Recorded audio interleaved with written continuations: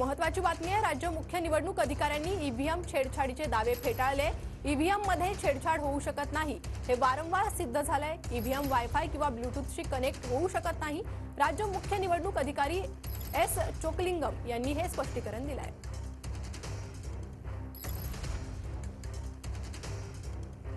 तर निवडणूक अधिकारी चोकलिंगम नेमकं काय म्हणाले? ईव्हीएम मध्ये छेडछाड होऊ शकत नाही हे वारंवार सिद्ध झालंय। मशीनमध्ये कंट्रोल युनिट, बॅलेट युनिट आणि व्हीव्हीपॅट युनिट असतं।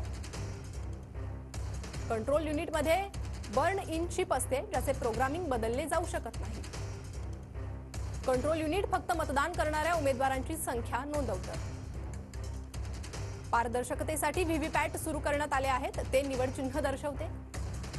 ईव्हीएम सुरक्षेचे तांत्रिक आणि प्रशासकीय असे दोन भाग आहेत, ते तांत्रिकदृष्ट्या फुलप्रूफ आहेत।